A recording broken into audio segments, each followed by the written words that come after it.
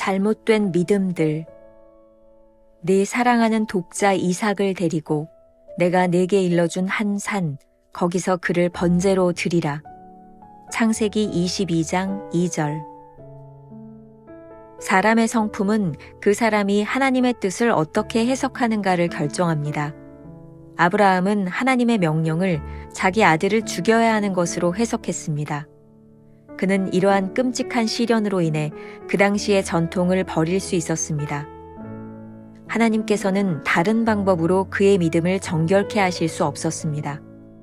만일 우리가 진정한 믿음에 따라 하나님께서 말씀하시는 것을 순종하면 하나님께서는 주님을 오해하게 만드는 전통으로부터 우리를 끄집어내실 것입니다. 제거되어야 할 잘못된 믿음들이 얼마나 많은지 모릅니다. 예를 들어 어머니가 아들을 너무나 사랑하면 하나님께서 그 아들을 데려가신다는 믿음입니다. 이는 마귀의 거짓말이요 하나님의 참된 속성을 왜곡시키는 내용입니다. 마귀는 우리가 최정상까지 오르는 것을 방해할 수 있고 하나님에 대한 잘못된 전통을 퍼뜨릴 수 있다면 모든 최선을 다할 것입니다. 그러나 만일 우리가 하나님께 진실하면 하나님께서는 주님에 대한 더 나은 지식을 얻게 하기 위해 우리로 시련을 지나게 하실 것입니다. 아브라함이 하나님께 가졌던 믿음의 강점은 하나님을 위해 무엇든지 할 준비가 되어 있었다는 것입니다. 그는 자신이 믿는 바와 반대가 되더라도 하나님께 순종하는 것이라면 밀고 나갔습니다. 아브라함은 자기 신념을 위한 헌신자가 아니었습니다. 자기 신념의 종이었다면 그는 이삭을 죽이지 말라는 천사의 음성을 마귀의 음성으로 알았을 것입니다. 그것은 광신자의 모습입니다. 당신이 하나님께 진실되면 하나님께서는 곧바로 당신을 이끌어서 모든 역경을 지나게 하시고 주를 더 깊게 알 수 있는 내빈실로 인도하실 것입니다. 그러나 그곳에 이르기 위해서는 언제나 자신의 신념 및 잘못된 전통적인 믿음들을 포기해야 합니다. 하나님께 당신을 시험하라고 구하지 마십시오. 베드로와 같은 장담을 하지 마십시오. 제가 뭐든지 하겠습니다. 당신과 죽는 자리까지 가겠습니다. 아브라함은 그러한 단언을 하지 않았습니다. 다만 하나님께 진실했으며 이에 하나님께서는 그의 믿음을 정화하셨습니다. 김병삼 목사의 매일 만나 365, 오늘은 4월 26일 잘못된 믿음들이라고 하는 주제를 가지고 말씀을 나누어 보겠습니다. 첫 번째, 하나님에 대한 올바른 지식. 우리는 이전 묵상에서 아브라함이 하나님을 오해하고 있었다는 것을 배웠습니다. 하나님께서 이삭을 바치라고 하실 때 하나님이 원하시는 것은 희생이 아니라 믿음이었다는 것이죠. 오늘 우리 신앙의 문제는 하나님에 대한 올바른 지식을 가지지 못한 채 하나님을 오해하는 것입니다. 이틀 전에 우리는 영혼을 구원하는 것은 전적인 하나님의 은혜요, 제자를 만드는 일은 사역자의 몫이라는 것을 배웠습니다. 그런데 오늘 말씀을 통해 하나님께서는 때때로 제자를 양육하신다는 느낌이 듭니다. 아브라함에게 명령하셨던 것처럼 우리를 극한 상황까지 몰고 가셔서 하나님이 어떤 분이신지 이해하게 하시고 과감하게 따를 수 있도록 인도하신다는 것입니다. 그런 면에서 챔버스가 말하고 있는 다음 문장이 이해가 될 것 같습니다. 사람의 성품은 그 사람이 하나님의 뜻을 어떻게 해석하는가를 결정합니다. 당시 아브라함은 하나님의 명령을 아들을 죽이는 것으로 해석했습니다. 그런데 이런 끔찍한 시련을 통해 자신이 알고 있었던 잘못된 전통을 버리게 됩니다. 우리가 흔히 잘못 이해하고 있는 믿음 가운데 하나가 이런 것이 아닐까요?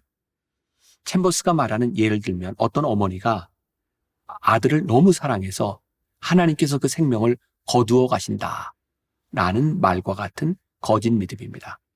이는 마귀의 거짓말입니다. 하나님의 참된 성품을 왜곡하는 것입니다. 아브라함이 아들 이삭을 제물로 바치려 할 때 하나님은 급히 아브라함을 막으셨습니다.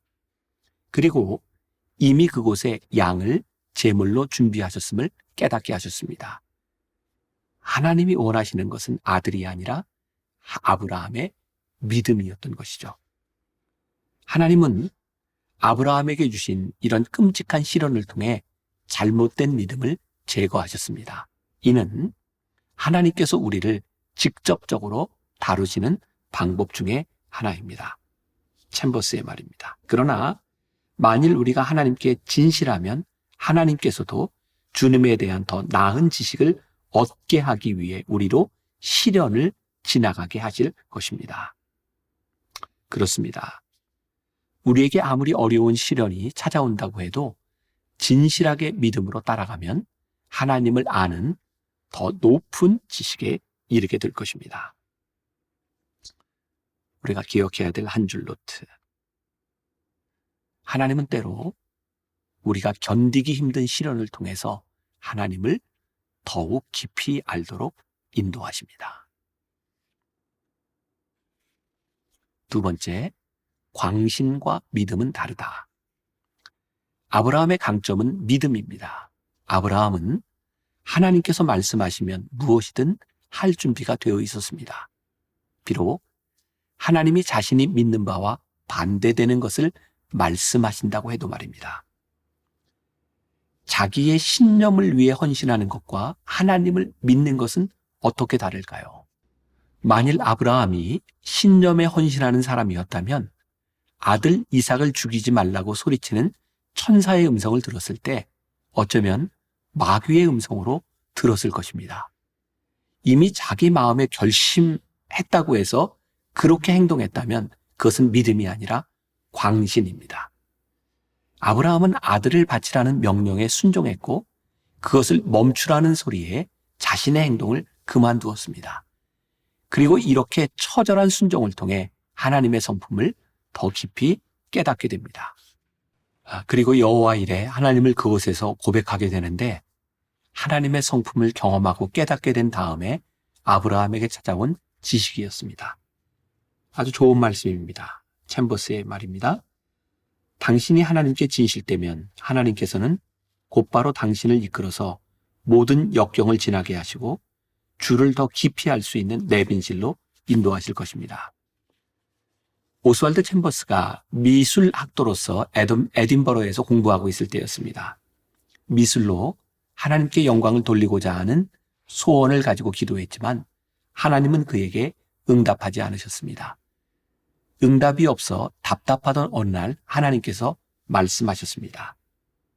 나는 내가 섬기기를 원한다. 그러나 나는 너 없이도 할 수 있다. 이 말이 그의 인생을 바꿔놓는 순간이었습니다. 기도는 내가 원하는 것으로 하나님을 섬기거나 나의 계획을 하나님께 구하는 것이 아닙니다. 기도를 통해 우리는 전적인 순종으로 이끌어가려고 그 결과로서 우리가 하나님께 쓰임받는다는 사실을 깨닫게 됩니다. 챔버스의 사역은 하나님에 대한 전적인 신뢰와 순종의 길로 인해 그 여정이 시작된 것입니다. 참된 믿음을 깨닫는 때는 진실한 마음으로 하나님의 말씀에 순종하는 때입니다. 진실한 마음으로 하나님께 순종하는 것은 자신이 가지고 있는 신념과 전통적인 믿음을 포기한다는 의미입니다. 하나님께 진실한 것은 베드로처럼 호언장담하며 제가 뭐든지 하겠습니다. 당신과 죽는 자리까지 가겠습니다. 라고 말하는 것이 아닙니다. 단지 순간순간 진실하게 대응하며 순종의 자리로 나아가는 것입니다. 그때마다 하나님이 아브라함의 믿음을 정화시키시고 성장시켜 주셨던 것처럼 우리의 믿음도 성장하게 될 것입니다. 우리가 기억해야 될 한 줄 노트.